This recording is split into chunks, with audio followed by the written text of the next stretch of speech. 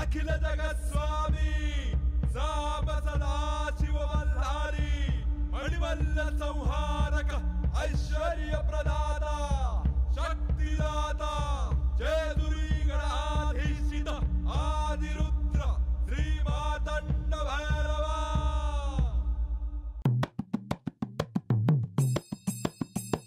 जय देवा जय देवा जय देवा जय देवा जय देवा जय शिव मातंडा।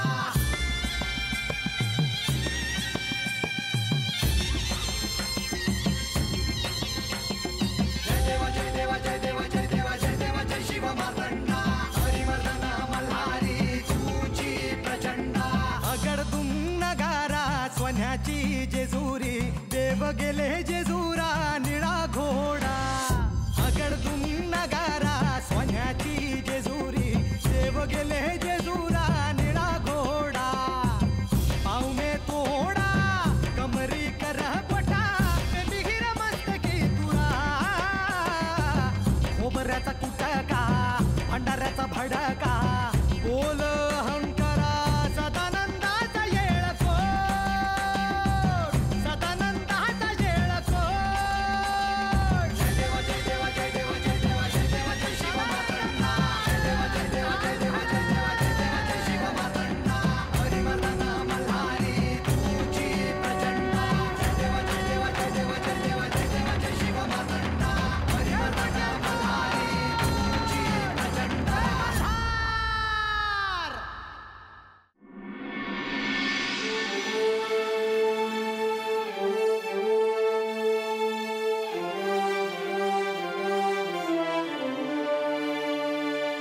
चोडोपा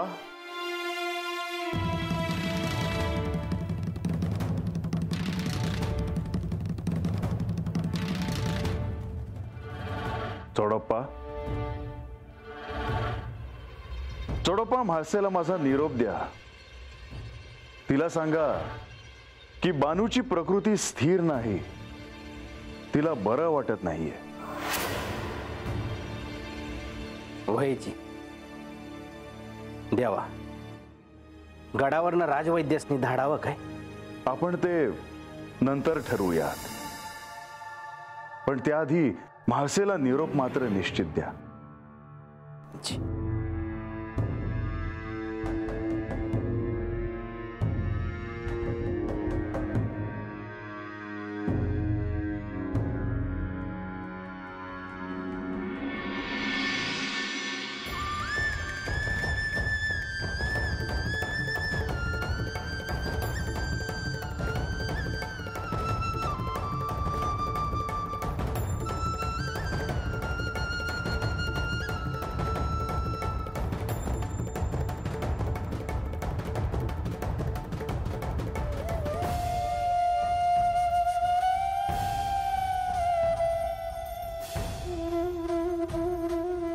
मग काय ठरवलं आहेस तू? अक्का, मी अजून माहिती काढून येऊ का? म्हणजे नक्की तिला काय झालंय ते? नको, आता कुठे जातेस रात्रीची? देवी मी आत येऊ काची? यावे चौडप्पा।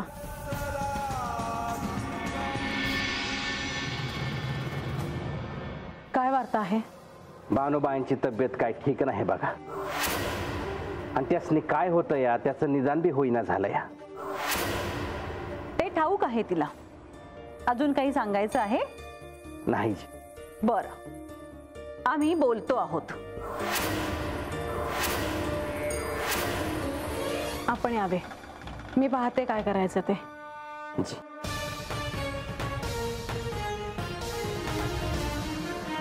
तू ह्यात काही पडू नकोस, होऊ दे काय व्हायचं ते। कर्माचे भोग आहेत, भोग म्हणावं। तुला इतकं दुःख दिलं ना, त्याची परतफेड आहे ही, अजून काही नाही। आई तू शांत राहा, तू काही ऐकायची नाहीस। येते मी। चल माधवी।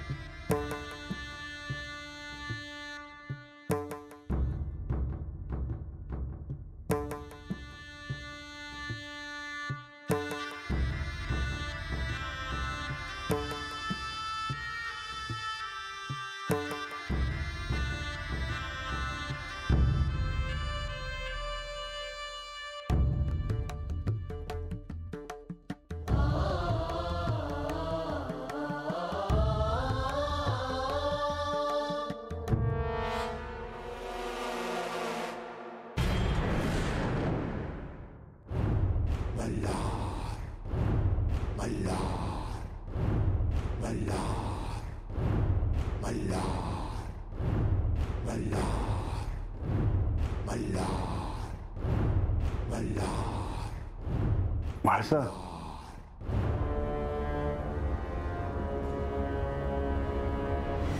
म्हाळसा, खूप रात्र झाली आहे. मी आज चालले आहे. मला विश्रांती घ्यायची आहे. तुझी मातोश्री जाताना दिसली. हो, ती माझ्याशी बोलायला आली होती.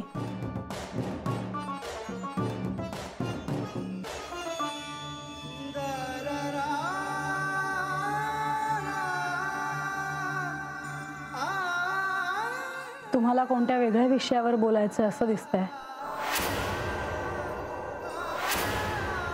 होय, तुला काही कळलंय? इथे अनेक गोष्टी कानावर येतात. तुम्हाला कशाविषयी बोलायचं आहे? बानूविषयी. तिची प्रकृती स्थिर नाहीये. ते कळलं मला. तिच्यासाठी काही करायचंय हे मी ठरवू. मला असं वाटतं की सगळं काही घडावं ते तुझ्या अनुमतीने. माझ्या अनुमतीने? म्हणजे या निमित्ताने तिला गडावर आणण्याचा विचार करत आहात का तुम्ही? म्हाळसा, तू हे काय बोलत आहेस? माझा असा काहीच विचार नाही. ती जिथे आहे तिथेच ती राहील. मग तुम्ही जाणार आहात का तिच्याकडे सगळे नियम मोडून? म्हाळसा, मी जेव्हा नियम मोडीन तेव्हा मी तुला विचारणार नाही. मी असाच निघून जाईन. मग आत्ता का विचारता आहात? कारण धन्वंतरीने तुला तसे अधिकार दिले आहेत. तू त्यांना आवाहन करून कधीही बोलू शकतेस. म्हणजे मी तिच्यासाठी धन्वंतरींना बोलवू? का नाही?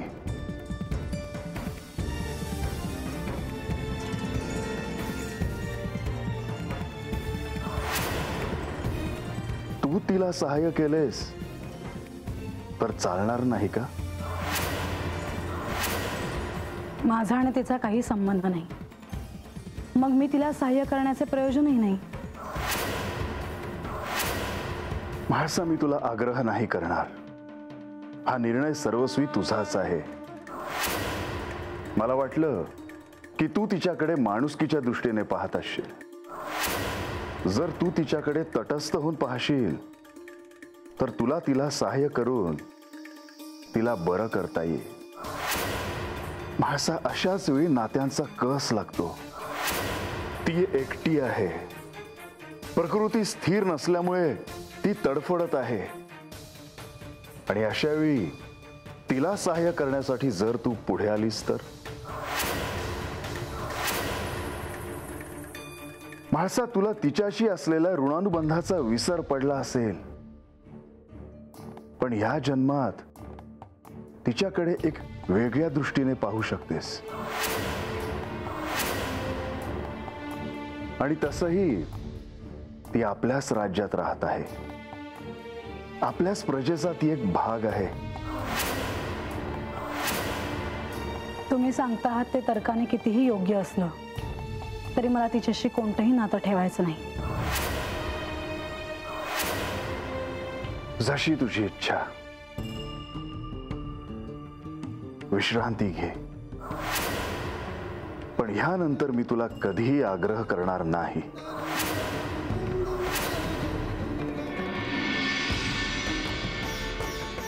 हे श्री धन्वंतरी, आपण सांगितल्याप्रमाणे मी आपले स्मरण करते आहे.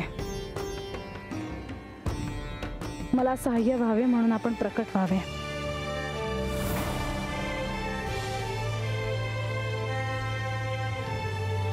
काय आज्ञा आहे देवी? मी तुम्हाला आज्ञा कशी करू हे मला ठाऊक नाही, पण मला तुमचे सहाय्य हवे आहे. सांगावे देवी. कोणाची प्रकृती स्वस्थ करायची आहे? कोणाला उपचारांची आवश्यकता आहे? असे कोण आहे ज्यांना प्रत्यक्ष श्री म्हाळसा देवी सहाय्य करणार आहेत? हे श्री धन्वंतरी, या राज्यात जेही राहतात ते माझ्या प्रजेचे भाग आहेत. त्यांचे दायित्व माझ्यावर आहे. त्यामुळे त्यांच्यापैकी कोणाची प्रकृती बरी नसेल तर मला तुमचे सहाय्य हवे आहे. आपण आदेश द्यावा. असे कोण आहे ज्यांच्यासाठी आपण मला आमंत्रण दिलेत? बानू. मी बानूवर उपचार करून त्वरित तिला बरे करतो. येतो मी.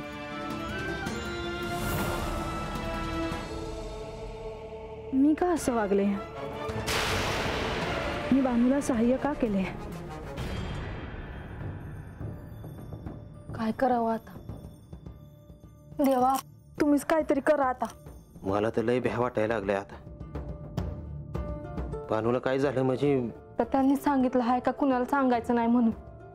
आपण तरी काय करणार? काय बिना काय. पण मला कसं तरी वाटतंय. काय होतंय तुम्हासनी? तुम्हासनी काय हो आहे का?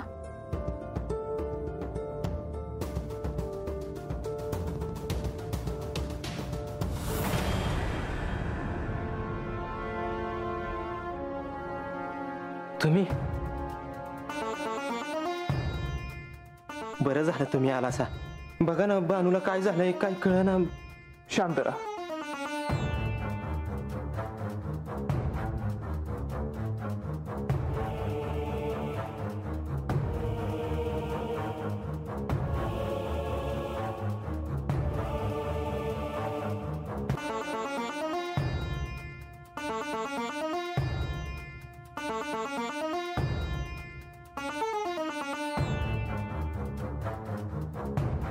हे दिव्य जल आहे. हे प्राशन करा, तुम्हाला बरे वाटेल.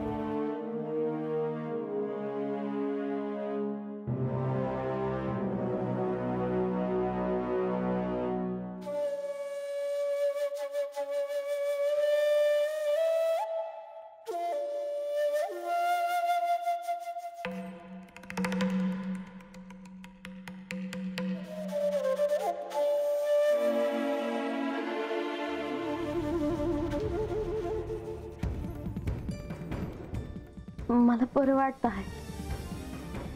मला खरंच बरं वाटत आहे. माझे कार्य झाले. सुखी राहा.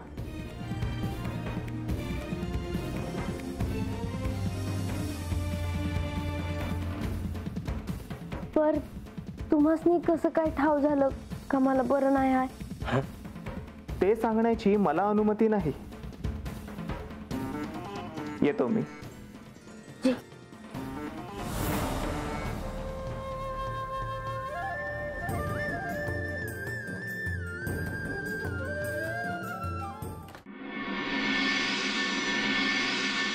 श्री गुरुभ्यो नमः. हरि ओम शंभवे नमः. ओम नमो भगवते वासुदेवाय. नमस्ते अस्तु भगन विश्वेश्वराय. महादेवाय त्र्यंबकाय त्रिपुरांतकाय त्रिकालाग्निकालाय कालाग्निरुद्राय नीलकंठाय मृत्युंजयाय सर्वेश्वराय सदाशिवाय श्रीमन महादेवाय नमः.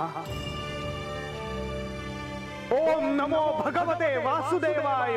मृत्योर्मे पाहि सदाशिव. हे प्रभू, आज या आख्यानाला प्रारंभ करण्याआधी मला काही सांगायचे आहे. मुनिवर, सांगावे. देवा, माझ्या आराध्याचे दिवसातून कितीही वेळा नामस्मरण केले तरी त्यांच्या प्रती असलेला आदर भक्ती यत्किंचितही कमी होत नाही. आणि त्याला कारणही तसेच आहे. या सृष्टीच्या पालकत्वाचे दायित्व निभावताना त्यांना कोणत्या कोणत्या दिव्यातून जावे लागले आहे याची कल्पना करणेच कठीण आहे. मुनिवर, तुम्ही अगदी उचितच बोललात. हे कार्य सोपे नाही, कारण हे कार्य घडताना अनेक गोष्टींना, अनेक घटनांना एकाच वेळी सामोरे जावे लागत होते. मुनिवर, माझी स्तुती करण्यापेक्षा आपण आख्यानाला सुरुवात करावी असं मला वाटतं. नारायण नारायण. होय प्रभू.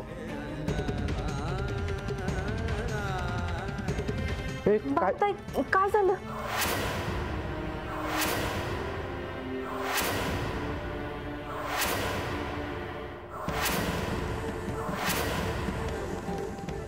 हो वाईच पाणी आणा की. वाईच पाणी द्या की. बानू,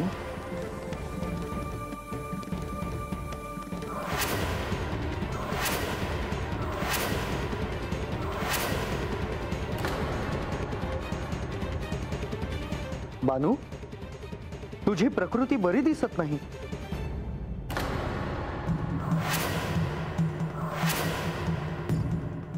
वयजी म्या बरी आहे. बानू, हट्टीपणा करू नको. तुझी प्रकृती स्थिर नाही हे स्पष्ट दिसत आहे.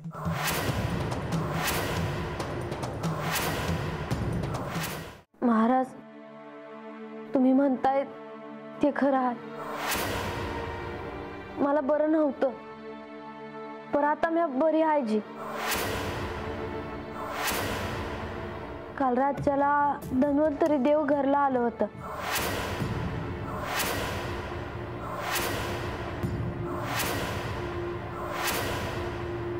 त्यांनी मला काय बाय दिलं आहे. आता बरं वाटतं आहे मला. नारायण नारायण. बानू, तुझी प्रकृती जर स्थिर नसेल तर तू जाऊ शकतेस. नाही देवा, म्या बरी आहे. साक्षात धन्वंतरीने तिला औषधोपचार केले आहेत. तिला गुण येणार नाही असं होणार नाही. वेळ लागेल, पण त्यामुळे आपण आख्यान थांबावं असं मला वाटत नाही.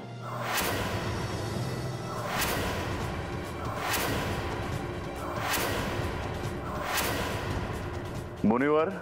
होय प्रभू. नारायण नारायण. तर या सृष्टीतल्या वैद्यक शास्त्राचे आराध्य असलेल्या श्री धन्वंतरींचे हाती अमृताचा कुंभ घेऊन आगमन झाले होते.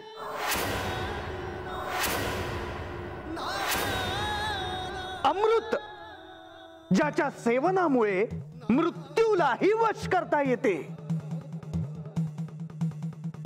असे हे अमृत आपल्यालाच मिळावे यासाठी देव आणि दैत्य ठाम होते.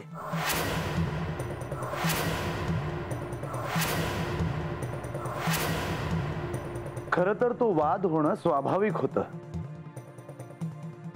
कारण अमृत ही अशी गोष्ट आहे ज्याच्यावरचा अधिकार कोणीही सहज सोडणार नाही. आणि त्रिमूर्तींना देखील ही गोष्ट चांगलीच ठाऊक होती.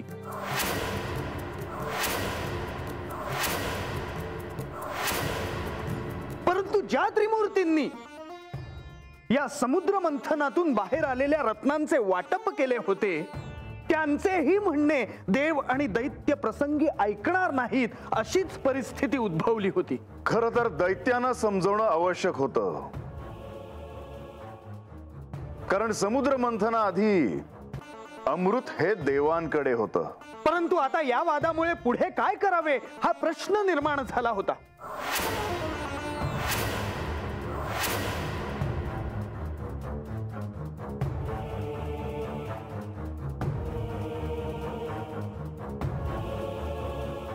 अजूनही तो निर्णय झालेला नाही. होय देवी. स्वामी, आता हे समुद्र मंथन थांबेल. त्रिमूर्तींनी जे जे योजले होते ते साध्य झाले. स्वामी, मला असे वाटते की आता क्षीरसागरातून मेरू आणि वासुकी यांना बाहेर यायला सांगावे. पार्वती, अगदी योग्य आहे. मेरू आणि वासुकी यांनी क्षीरसागरातून बाहेर यावे.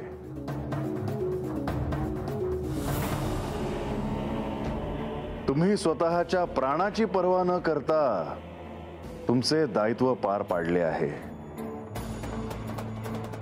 ही कथा अनंत काळापर्यंत सांगितली जाईल आणि तुमचे स्मरण केले जाईल. स्वामी, क्षीरसागराच्या तळाशी श्री विष्णू देखील आहेत, मात्र ते अद्याप बाहेर आलेले नाहीत. पार्वती, ते योग्य वेळी प्रकट होतील. हे प्रभू, ज्या अमृतासाठी हा समुद्र मंथनाचा घाट घातला गेला ते अमृत क्षीरसागरातून धन्वंतरी घेऊन आले आहेत. प्रभू, आता आपल्या कृपाशीर्वादाने ते अमृत स्वर्गलोकी स्थिर व्हावे अशी प्रार्थना आहे. ह्या अमृतावर आमचा अधिकार आहे. आम्ही नसतो तर हे समुद्र मंथन झाले नसते. हे प्रभू, आजवर या दैत्यानं आपण जे जे काही दिले त्याचा त्यांनी सतत दुरुपयोग केलेला आहे. विशेषतः मनुष्य आणि देव यांच्या विरुद्ध प्रत्येक शक्तीचा गैरवापर त्यांनी केलेला आहे. आपल्याला निर्णय घ्यायला उशीर होऊ नये असं मला सांगावंसं वाटतंय. पण आपण काहीही निर्णय घेतला तरी तो दैत्य मान्य करतील? खरी समस्या हीच आहे.